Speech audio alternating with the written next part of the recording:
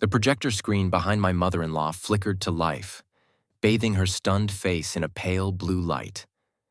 The entire restaurant, moments ago filled with laughter for her 65th birthday, fell silent. On the screen, in the stark, unmistakable layout of a Reddit post, were my husband's words. Not his real name, of course, but a username I had come to know better than my own husband. He was Wanderer Soul 88, and he was describing his soul-crushing, boring-as-dirt wife. He was describing me. Mark, my handsome, charming Mark, stared at the screen, his face draining of all color. He looked like a ghost. His sister Clara dropped her champagne flute, the crystal shattering on the floor with a sound that seemed to echo the shattering of my life. Or rather, the life they thought we had. They didn't know that this public humiliation was just the beginning. This was the overture to an opera of destruction I had composed just for them. My mother-in-law, Patricia, finally found her voice. A shrill cry of confusion. "What is this? What's going on?" she demanded, turning her furious eyes on me. I simply took a sip of my water, my hand perfectly steady. I met her gaze across the table, a table laden with food and wine that I had paid for. Everything they were enjoying tonight, I had paid for. In fact, everything they had enjoyed for the last 10 years, I had paid for. They just didn't know it. Mark had told them he was a genius entrepreneur, a self-made man on the brink of greatness. They believed him, they adored him, and they treated me like the hired help who was lucky enough to be in his orbit. They thought this was a party to celebrate their matriarch. They didn't realize it was actually a final hearing, a public trial where I was the judge, jury, and executioner. The Reddit post on the screen was Exhibit A, my husband's confession, in his own words, for the world to see. How does a wife, after 15 years of marriage, find herself orchestrating the complete and total ruin of her husband and his entire family at his mother's birthday party? To understand that, you have to understand the role they assigned me from the very beginning. It started, as these things so often do, with love. Or what I thought was love. I met Mark in our last year of university. I was finishing my degree in software engineering, buried in code and complex algorithms. He was a business major, all dazzling smiles and grand pronouncements about the future. He spoke of building empires, of changing the world, while I was just trying to build a stable career. He was the dreamer, and I was the pragmatist. I thought we balanced each other out. His mother, Patricia, and his sister, Clara, thought he was a gift to the world. When he brought me home, they sized me up with cool, assessing eyes. I wasn't from a family with money or connections. I was quiet, studious, and in their eyes, hopelessly plain. But I had a clear career path with high earning potential, and they clocked that immediately. I was not a suitable partner in a social sense, but I was a suitable investment for their golden boy's future. I didn't see it that way at the time. I was young and naive. I saw their constant praise of Mark and their polite dismissal of my own achievements as simple family pride. When my career took off and I landed a lucrative job at a major tech firm, they called it good luck. When Mark spent 2 years developing a business plan for a delivery app that never launched, they called it visionary. My salary paid for our beautiful home. My bonuses paid for our cars. My stock options were meant to be our nest egg for the future. Meanwhile, Mark's contribution was a series of almosts and so close-s. He was always one meeting away from securing funding, one prototype away from a breakthrough. His family enabled this narrative completely. At family dinners, Patricia would pat my hand and say, "It's so wonderful that you can provide a stable foundation for Mark to take these risks. He's the racehorse. You're the steady stall he comes home to." It sounded like a compliment, but it felt like a cage. Clara would talk endlessly about the luxury vacation they all deserved once Mark's ship came in, with the unspoken expectation that I would be the one to book the tickets. I became the family ATM, the reliable infrastructure that supported the grand, glorious project of Mark. And for years, I told myself this was what a supportive partnership looked like. I was investing in our shared future. The truth was, I was the only one investing, and the future wasn't shared. The financial arrangement was a slow poison. When we first married, Mark insisted we have a single joint account. "We're a team, a unit," he'd said, holding my hands and looking deep into my eyes. "What's yours is mine, and what's mine will one day be ours tenfold." It sounded romantic, unifying. In reality, it was the perfect mechanism for control and obscurity. My entire six-figure salary was direct deposited into that account every 2 weeks. From it, Mark paid the mortgage, the bills, and allocated himself a generous business development budget. He handled all the finances, telling me he wanted to free up my mind so I could focus on my demanding job. I thought he was being considerate. In truth, he was drawing a curtain over my own money. The first major crack in my delusion appeared about 5 years ago. My younger brother wanted to go back to school to become a paramedic. He needed about $5,000 for the initial tuition, and I was thrilled to help him. When I mentioned it to Mark, his cheerful demeanor vanished. Suddenly, our finances were tighter than you think, and my brother's request was financially irresponsible. Mark paced the living room, running his hands through his hair, talking about how that $5,000 was crucial seed money for a new venture. He made me feel selfish for even asking, as if I was threatening our entire future for a whim. He asked, with a wounded look in his eyes, "Don't you believe in what we're building?" I relented. I gave my brother a smaller amount and apologized, feeling a hot, confusing shame. 2 months later, I discovered Mark had given his sister, Clara, $10,000 from our account as a gift to help her with a down payment on a new luxury SUV she absolutely did not need. When I confronted him, he didn't even flinch. "That's different," he said calmly. "Clara was struggling. It's an investment in family. It's important to show a united, successful front. We can't have my sister driving that old thing." The message was clear. My family was a liability. His was an asset worthy of investment. My money was not my own. It belonged to the project of Mark, and his family members were all on the board of directors. I was merely the chief funding officer with no voting rights. The discovery wasn't a single dramatic event. It was a quiet, creeping horror that unfolded in the sterile blue light of my phone screen at 3 a.m. I couldn't sleep. This had become a common occurrence. A large, unexplained charge on our credit card statement from a high-end steakhouse had been gnawing at me. When I'd asked Mark about it, he'd waved it off as a critical networking dinner, but his eyes hadn't quite met mine. The anxiety was a physical weight on my chest, so I did what modern people do when they feel lost. I turned to the internet. I typed a desperate, pathetic query into the search bar. "My husband spends all my money on his failed business." I scrolled past articles and forums until a link to Reddit caught my eye. The post was titled, "I love my wife, but her lack of faith in me is killing my dreams." I clicked, a voyeuristic curiosity pulling me in. The author wrote about his wife, a woman in tech who was brilliant but risk-averse. He complained that she didn't understand that you have to spend money to make money. He lamented how he had to justify every expense, how she didn't appreciate the pressure he was under to build a future for them. The words were so familiar they could have been plucked from my own arguments with Mark. Then I read a sentence that made the air leave my lungs.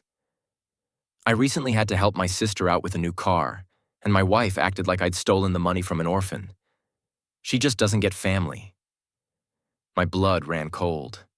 It was too specific, a coincidence too perfect to be real. My hand was shaking as I scrolled up to see the username. Wanderer Soul 88. Mark was born in 1988. And Wanderer Soul.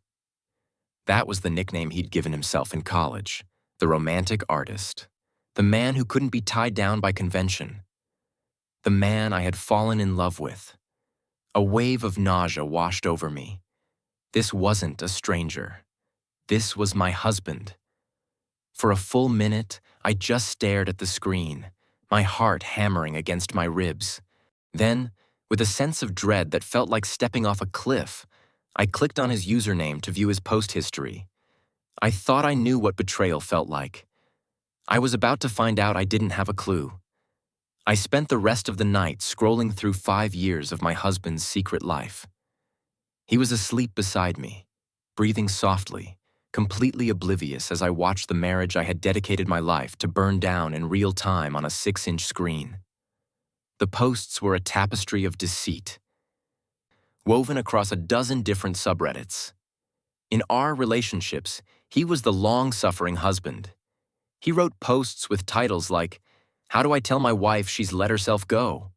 and "I'm married to my financial provider, not my partner."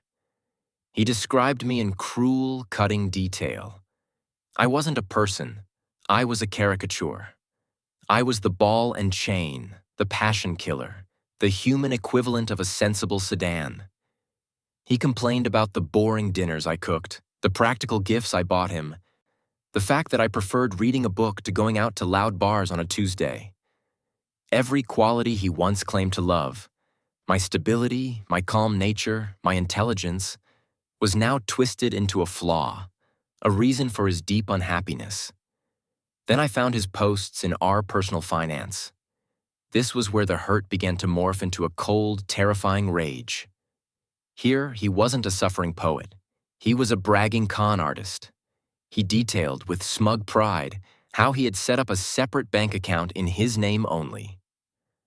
He called it his Freedom Fund. He outlined his system of skimming money from our joint account, my salary, and funneling it into his. He'd transfer small, irregular amounts that wouldn't trigger any alerts. He bragged about how his clueless wife had given him full control of the finances, making it laughably easy. He had itemized the loans to his mother and sister, which totaled nearly 6 figures over the years. Money he presented to them as proof of his own success. Money that was never meant to be paid back. But the final devastating blow came from a series of posts about a woman named Chloe. She was, in his words, his business partner.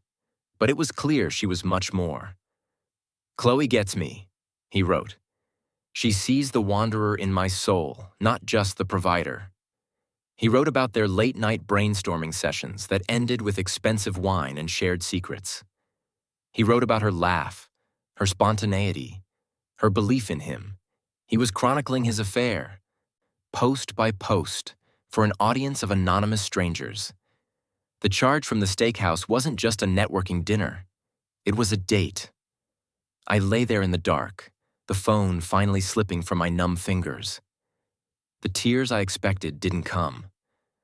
There was only a profound, arctic coldness spreading through my veins. The man sleeping next to me was a stranger, and I was his mark. By the time the sun rose, I had become a different person. The grief had been burned away overnight, leaving behind something hard and sharp. I didn't sleep. I lay perfectly still, my mind running with a terrifying, exhilarating clarity. When Mark's alarm went off, I was already up, dressed, and making coffee, just like any other day. He walked into the kitchen, yawning, and wrapped his arms around my waist from behind. "Morning, babe," he mumbled into my hair. I felt a visceral urge to recoil, but I forced myself to relax into his embrace. I turned and gave him a small, placid smile. "Morning?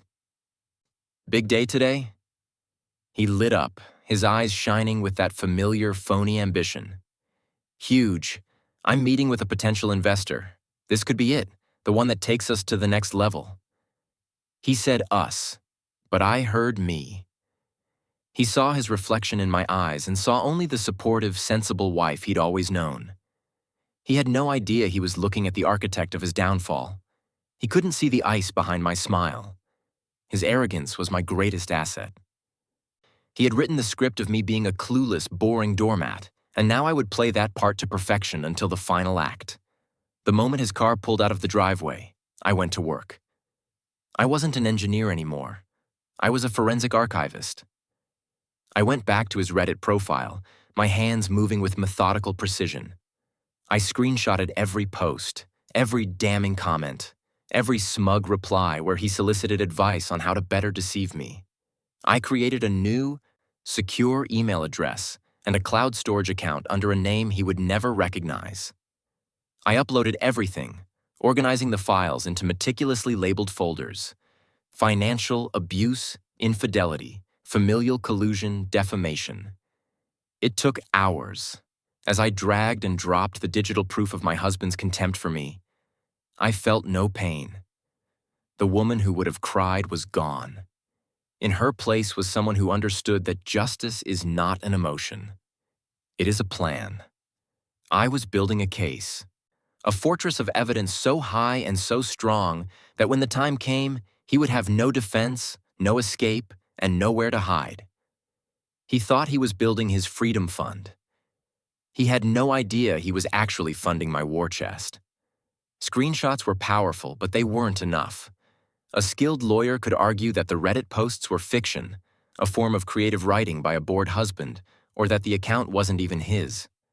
Mark had underestimated me for 15 years. I would not make the same mistake with him. I needed irrefutable proof. I needed a professional army. From a secure computer at my office during my lunch break, I began my research. Within a week, I had scheduled 2 very important meetings. The first was with a forensic accountant named Evelyn Albright, a woman with a reputation for being a bloodhound with spreadsheets. I sat in her sterile, quiet office and laid out my case. I didn't cry or rage. I presented the situation with the same detachment I would use to describe a flawed piece of code. I showed her the Reddit posts about the Freedom Fund, the bank statements I had access to, and the timeline of suspicious expenditures. She listened intently, her expression unreadable. When I finished, she looked at the folder of evidence I'd compiled. "Mrs. Collins," she said, her voice crisp and clear, "your husband is not a visionary. He's just a common embezzler with a thesaurus. Finding the money won't be a problem." A wave of relief, so potent it almost buckled me, washed through my body. My second meeting was with a private investigator, a former cop named Dave Evans. He was the opposite of Ms. Albright, rumpled, gruff, and smelling faintly of stale coffee. I gave him Mark's name, his photo, his schedule, and the name from the Reddit posts: Chloe. "I don't need possibilities, Mr. Evans," I told him, my voice steady. "I need photographs. I need dates, times, and locations. I need evidence that a judge will understand without a single word of explanation." He gave a short, sharp nod. "He thinks he's invisible. They all do. You'll get your proof." I transferred the substantial retainer fees to both of them that afternoon from a savings account Mark didn't know I had. It was the first time in years I felt like I was spending my money on something truly valuable: my own liberation. While Mark was out playing the part of the genius entrepreneur with his mistress, I was quietly assembling the team that would dismantle his entire world. The weeks that followed were the hardest performance of my life. I lived in a state of suspended animation, a quiet, smiling ghost in my own home. I cooked Mark's favorite meals, listened to his embellished stories about his meetings, and nodded along as he talked about our glorious future. Every touch felt like a spider crawling on my skin. Every loving word he spoke was a lie that echoed in the empty space where my heart used to be. On the outside, I was the perfect supportive wife. On the inside, I was a general receiving field reports from the front line. The first report came from Dave Evans, the PI. It was an email with a single attachment and no message. I opened it, my breath held tight in my chest. It was a series of high-resolution photographs. There was Mark, laughing with a young, beautiful blonde woman, Chloe. There they were, holding hands across a candlelit table. There they were, sharing a long, passionate kiss in front of a boutique hotel. And finally, the PI had identified her. Chloe wasn't just a random woman. She was Chloe Vance, the daughter of the very investor Mark claimed he was courting. He wasn't trying to win funding. He was trying to marry his way into a richer family. I wasn't just a placeholder. I was a stepping stone he was preparing to kick away. I felt no jealousy, only a profound, chilling clarity. A week later, the report from Evelyn Albright, the forensic accountant, arrived. It was a detailed spreadsheet tracing a decade of financial deception. The numbers were staggering. Mark had siphoned just over $320,000 from my salary into his secret account and other expenditures.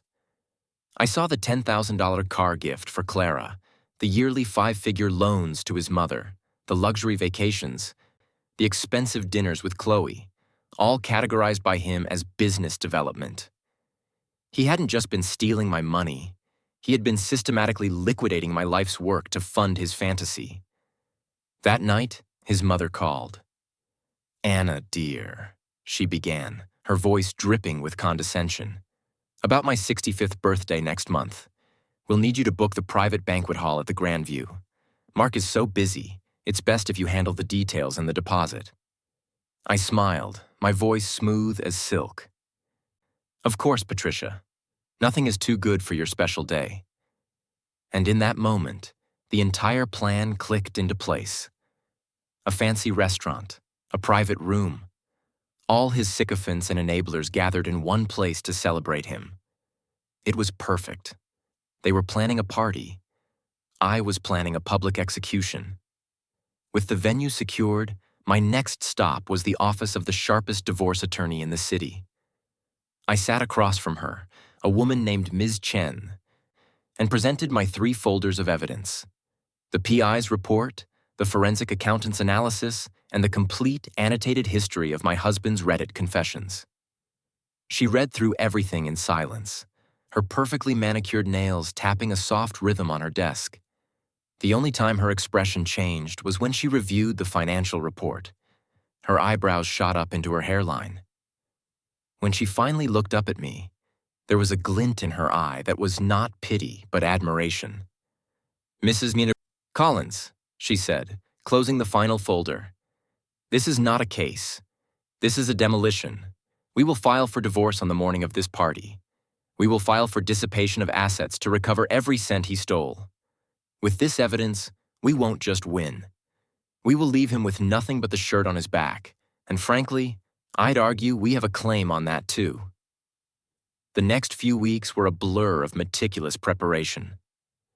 I was the very picture of the devoted daughter-in-law, consulting with Patricia on the menu for her party, agreeing to the ridiculously expensive floral arrangements, and paying for it all with a serene smile.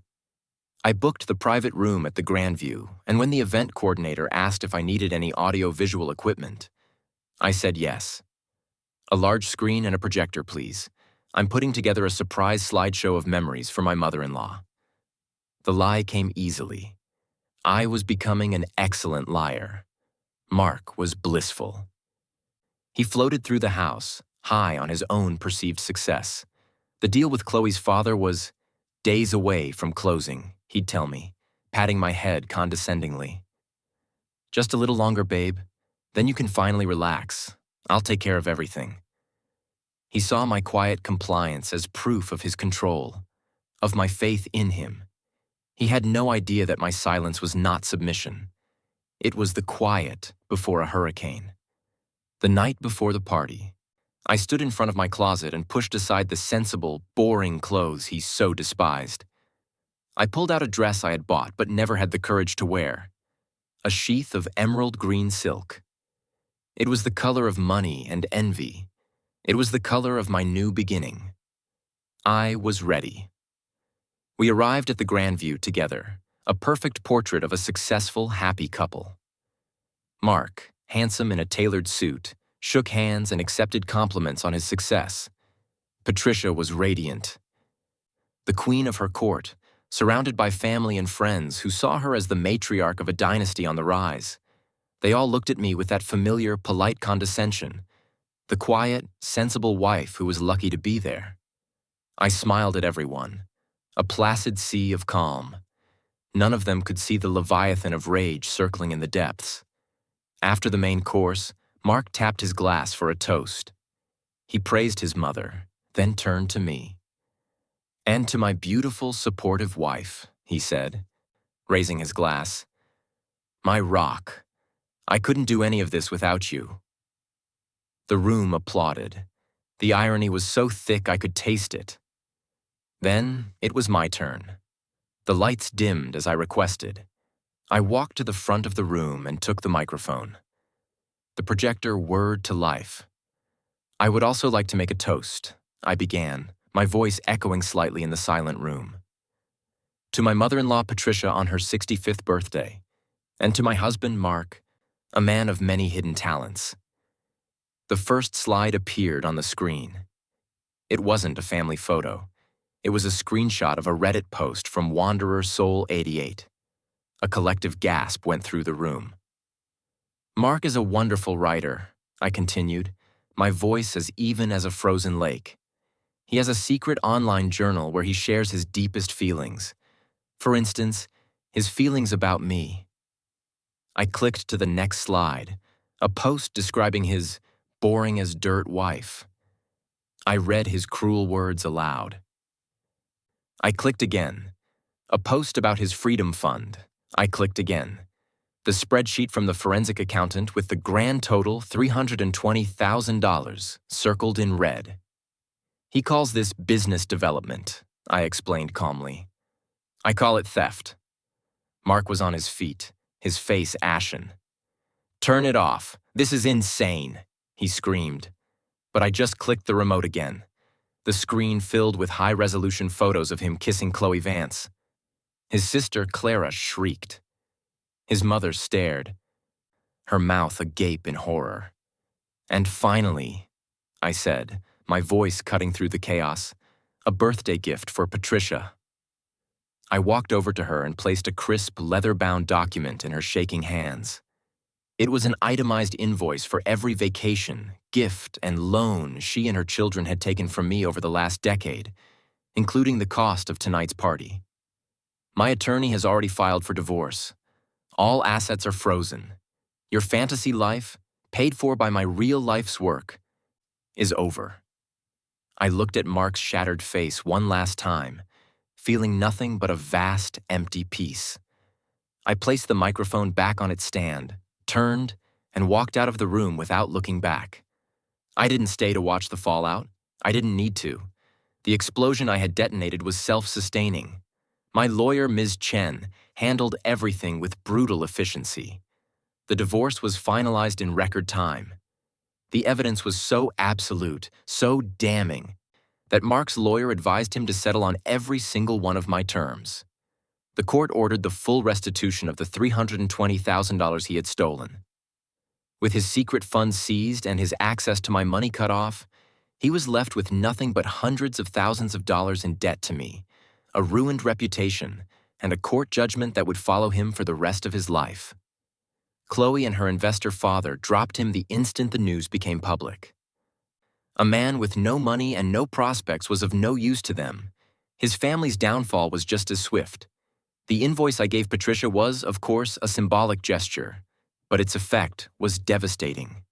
News of the public humiliation at her own birthday party spread like wildfire through their social circle. They were pariahs. Without my income subsidizing their lives, the facade of their upper-middle-class existence crumbled. Clara had to sell her luxury SUV. Patricia had to sell the family home they could no longer afford. They were forced to live the kind of sensible, budget-conscious life they had always scorned me for. They had hitched their wagons to a falling star, and now they were left in the dirt. As for me, I sold the big house, the monument to my old life of quiet servitude. I bought a smaller, sun-filled apartment downtown, a place that was mine and mine alone. For a long time, I just reveled in the quiet. I reconnected with my brother. I traveled. I read books. I learned that my identity had never been Mark's wife. That was just a role I had been playing. My true self was the person they had mocked. The intelligent, capable, and resilient woman who, when pushed to the absolute limit, had methodically and calmly saved herself. The greatest revenge wasn't the fiery scene at the party. It was the quiet peace of the morning after, and every morning since. My life was no longer a grand shared project. It was simply my own. And it was more than enough.